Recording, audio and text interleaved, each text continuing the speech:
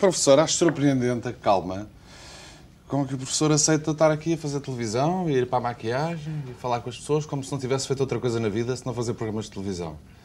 Como é que se tem essa segurança, essa calma, essa paz? Pode não haver calma nem segurança. Pode ser que nós, no mundo, sejamos apanhados por cachaço, como a gente apanha os gatos, para eles fazerem determinada coisa num determinado momento. E pode ser que a mesma pessoa, sem ter calma e segurança no geral da vida, possa ser, numa ocasião dessas, levado a ter calma e segurança ou a parecer que tem. E o professor sente-se Porque uma coisa na vida é que nunca sabemos se a coisa parece ou é na realidade, não? O professor sente-se agarrado pelo cachaço, como eu um não gatinho. me sinto agarrado pelo cachaço, mas acho que o meu dono deve ter a mão bastante leve para nunca magoar o gato.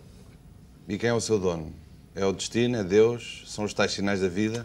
Parece que o que está recomendado nessa coisa é nunca se dar nome, nunca definir, porque parece que logo que se define alguma coisa, ela na realidade deixa de existir. De modo que é darmos a expressão normal que damos às coisas, é alguma coisa, é o inominado, é aquilo a que cada um dará seu nome, ou podemos dar um nome geral que é muito bom. É uma criatividade qualquer que se manifesta. Mas às vezes o professor dá-lhe o nome de Deus em algumas das suas ideias. Sim, então não importa absolutamente nada. Como de vez em quando damos um nome que seja facilmente compreensível pelas pessoas, embora não saibamos qual é o significado exato que eles dão a isso. Uma palavra perigosa nesse sentido é exatamente Deus. Deus ou é o divino, a realidade do que supomos a existir do divino para além de tudo quanto é físico, ou para determinadas pessoas, é aquilo que lhes garante a eles, se portarem bem, uma boa existência na vida. De maneira que nunca sabemos, quando preferimos esta ou aquela palavra, o que é que as pessoas estão tentando. Mas isto não é só com essas, como Deus. Mas o professor tem fé? É o destino. É um homem de fé? Eu suponho que sou uma pessoa de convicção. Se a convicção é a mesma coisa que a fé, coisa discutível. A convicção é alguma coisa que a pessoa traz ou sente que traz dentro, como se fizesse bem parte dele, e que não há maneira de evitar. O convicto não evita. Quanto à fé, é outra coisa. É, em geral, aquilo em que se acredita, o que se convence a pessoa de que existe, sem ter nenhuma matemática pelo meio, sem haver nenhuma equação que o prove. A pessoa, então, tem fé. E das igrejas todas que conhece, qual é que lhe parece a mais bem estruturada? A mais bem pensante e a mais... A mais bem pensante seria aquela que a pensasse todas juntas e que desse com um resumo geral, sem coibir em nada e sem prender em nada, as integrasse todas num todo. Até agora ainda não apareceu. Mas pode ser que efetivamente apareça. De todas as religiões que conhece, qual será a mais abrangente? De todas as religiões conhecidas na nossa civilização? Nem só o abrangente é a religião. Abrangente pode ser simplesmente uma coisa que se chama metafísica ou pensamento, sem se ligar uma ideia de culto ou de fé. A propósito de metafísica, ofereceram-me um livro que, de uma forma bem menos metafísica do que o professor defende, atribui a autoria de alguns poemas a si próprio. Portanto, o editor garante que é o Agostinho da Silva que escreveu. E a propósito também de gatos, porque eu também tenho gatos e acho um animal surpreendente, eu fui rebuscar, não vou ser nada original, com a Alice Cruz já fiz isto, já fui buscar poesias suas, mas fui rebuscar algumas poesias, algumas delas engraçadíssimas e desconcertantes de tão singelas. Esta, por exemplo, tem a ver com gato e diz só assim: mestre de filosofia, com mais saber e engenho, meu gato mia. O que é que isto quer dizer? Quer dizer que o gato é um animal que está naturalmente na vida, se cumpre gato, e dá imediatamente a mim, se o contemplo, a ideia fundamental que parece ser. Vê lá tu, que não é de gato, mas uma coisa diferente, vê lá tu se te cumpres. Então a filosofia fundamental do gato parece ser para toda a gente o de se cumprir. Não é o de cumprir só, porque essa, por exemplo, é a filosofia do militar. É de cumprir-se. Não se trata, portanto, de alguma coisa imposta de fora, mas daquilo que veio com a pessoa, que é a própria pessoa, e em que ela se trata fundamentalmente de se cumprir. O professor tem um carinho grande pelos seus gatos, não é? E um respeito por eles ou enquanto eles animais. Por mim, ainda não percebi bem qual é a relação exata. Mas dá ao animal, neste caso, irracional, uma grande importância. Tem algum respeito por eles, apesar de tudo, não é? Pelos animais? Pelos animais. irracionais. Não é o respeito, é o gosto. É que são uma grande coisa na vida. Quais são as principais diferenças entre os animais racionais e os irracionais? O professor acha que nós somos a continuação de uns gatos com um bocadinho mais de inteligência, de cérebro e cerebelo? Querido amigo, ninguém sabe. É evidente que pelo lado exterior, por aquilo que é possível averiguar em vértebras ou patas, temos que ver com os lémures de Madagascar, por exemplo, e alguns bem pequenos e que parecem bem desinteressantes. Depois as coisas se foram desenvolvendo por aí e nem há certeza hoje de que o Darwin tenha razão, que tenha havido evolução das espécies animais. O que pode suceder é que tenha havido várias criações sucessivas sobrepondo-se no tempo. Quando olhamos um filme de cinema, podemos ter duas hipóteses, que foi o homem que estava com um braço em certa posição na fotografia A e que na fotografia B apareceu com outra posição. Mas, na realidade, o que houve duas criações diferentes, a fotografia 1 e a fotografia 2. Pode ser que aquilo que o Darwin supôs, que era a passagem de um animal a outro animal, fosse a criação de um animal novo, extremamente semelhante ao outro, e que podia ser tomado por homens como o Darwin como tido uma evolução. Essa coisa é muito complicada. Pois é, e nós acha que saímos de uma linha de fabricação um bocado mais sofisticada que os outros animais? Por causa disso? E há uma coisa mais importante ainda do que isso, é que nós somos dos últimos animais que apareceram na Terra. A Terra já estava bem constituída, com os seus terciários, os seus quaternários e essas coisas geológicas todas, e de repente aparecemos nós. E desde que nós aparecemos, já há várias espécies de gente, de homens, que se podem classificar pelos restos que deixaram. Para não falarmos noutros mais antigos, vamos falar no homem neandertal. Parece que, pela análise da caveira do homem neandertal, é possível supor que ele já tivesse algum pensamento metafísico. Depois o homem neandertal desapareceu, aparecemos nós, com outra espécie de pensamento científico, mais umas técnicas que usamos para ir construindo a vida, mas como somos os últimos, não podemos ter nenhuma ideia do que pode ser homem no futuro, como aqueles que ainda andavam a quatro patas e já, segundo parece, raciocinavam, eram capazes de já ter alguma geometria elementar, hein? Desapareceram também. Eles, que ideia podiam ter do futuro de um homem de quatro patas? Que outros homens com quatro patas se portariam desta ou daquela maneira. Amanhã podemos, em lugar de braços, aparecer gente com asas. Era ótimo, eu adorava. Não sei se era ótimo ou se não atrapalhava as companhias de aviação. Se a gente não voasse muito alto, era capaz de não haver problema. Atrapalhávamos era meu uns aos amigo, outros, não é? A obrigação do homem é voar alto, mas sem nunca perder a linha de terra. Temos que ter as duas coisas ao mesmo tempo. Ter o chãozinho em baixo, tão objetivo e tão nítido como se fosse um mapa em relevo, e ao mesmo tempo voarmos alto. Uma só das coisas não é humana. Seria de um bicho adaptado ao chão só, ou adaptado ao céu do outro lado. Isso também estou de acordo, porque, tal como o Sr. Professor, também gosto muito de passear e de vadiar aí pela cidade. Esta outra eu acho... não gosto de passear. Não gosto de passear? Passear é Qual é a diferença nada. entre passear e vadiar? Vadiar é já ter um fim em vista, que é vadiar. E não se pode vadiar passeando? E passear vadiando? Pode, pois, claro. Mas eu e passeio então o português, que é capaz de juntar tudo que é contraditório, pode fazer essas coisas todas juntas. A propósito de juntar coisas e multiplicá-las umas pelas outras, esta ideia é completamente desconcertante. Se estás triste por só teres para ti um menos A, o jeito que tens na vida é logo o multiplicar por outra vez menos A e ver a boa saída que o resultado trará.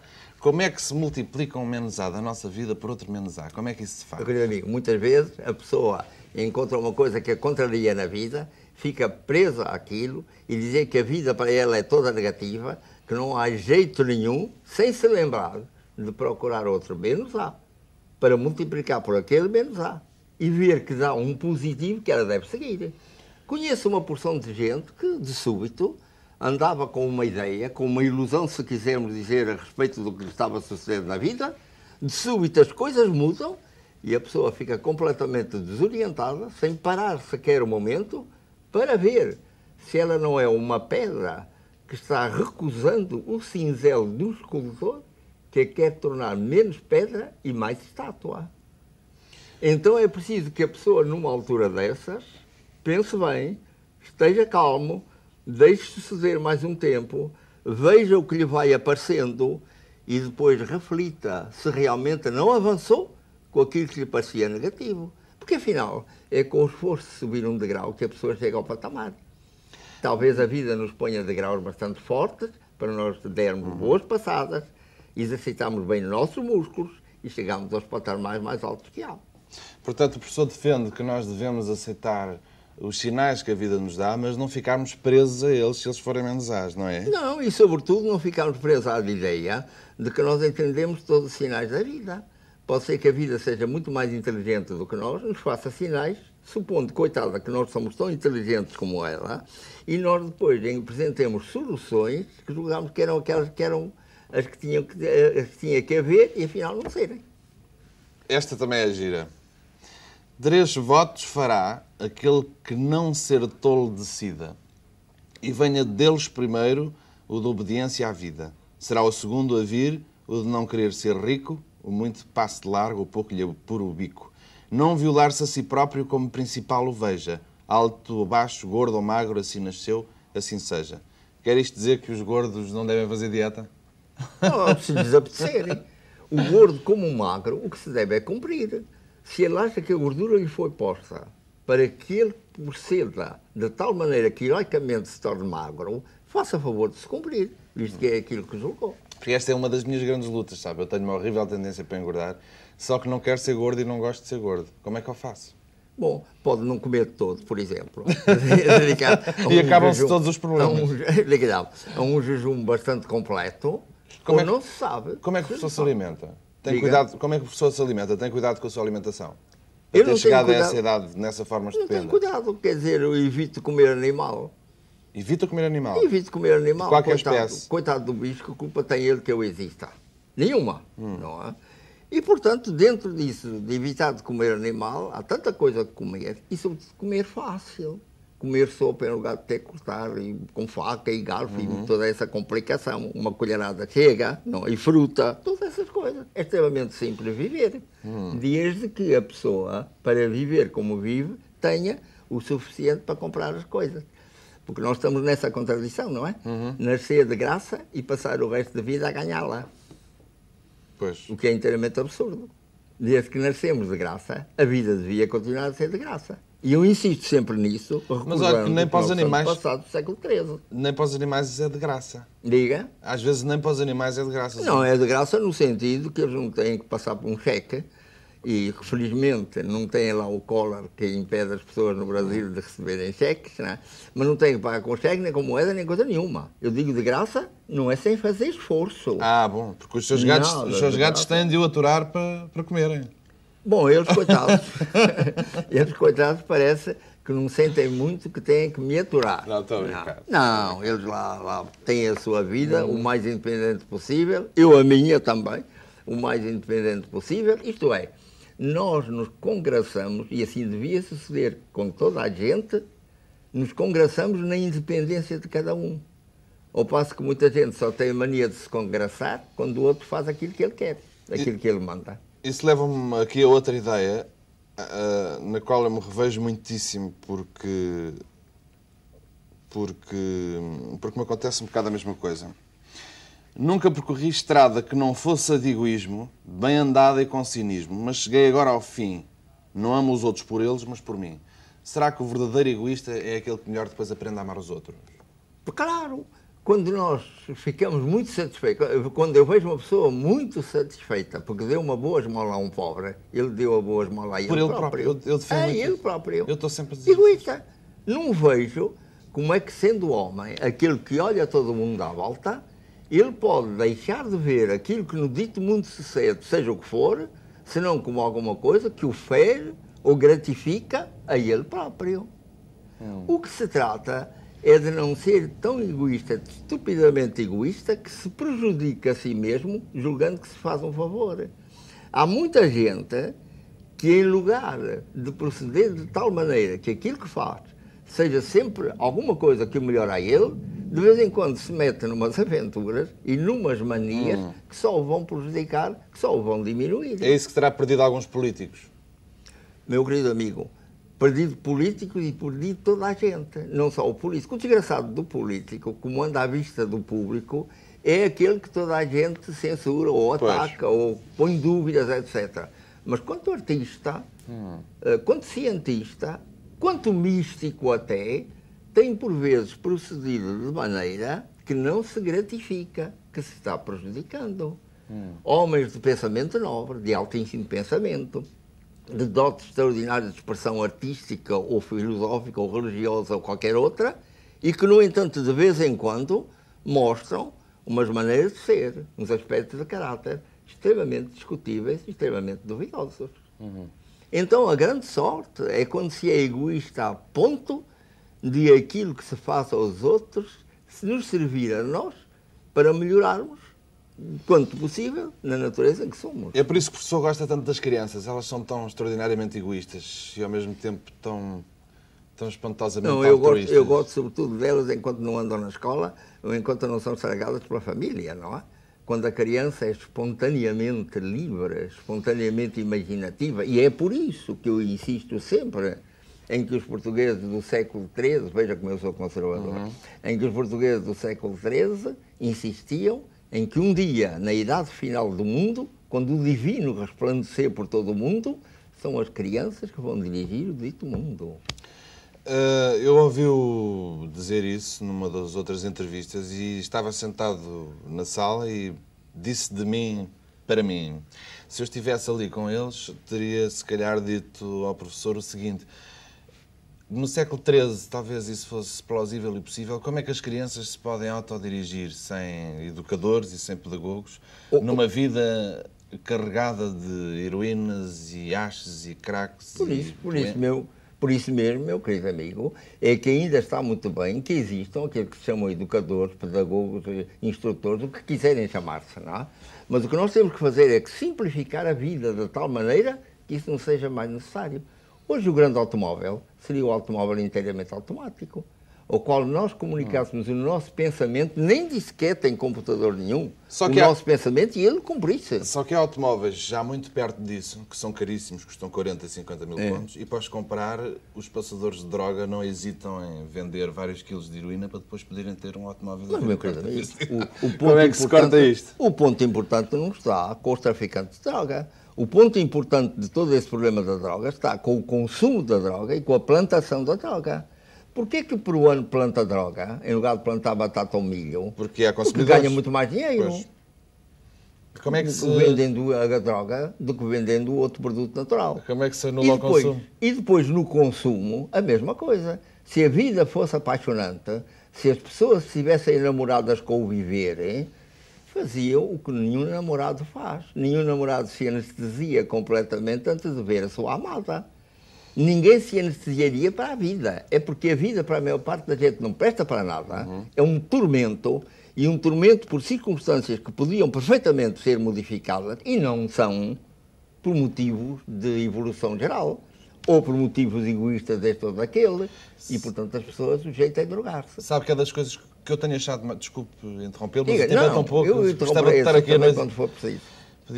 Mas uma das coisas que eu tenho achado mais pedagógicas e mais importantes nestes seus programas é, numa sociedade onde se vende constantemente a imagem da juventude, da anquinha estreita, do consumo de coisas bonitas, de gente de 20 anos a andar de moto e a beber refrigerantes, é a primeira vez, talvez, que aparece alguém a avisar as pessoas que estão a chegar à sua terceira idade de que têm de se agarrar à vida e de arranjar outros estímulos, senão a vida vai ser uma enorme e desmedida maçada até ao seu final.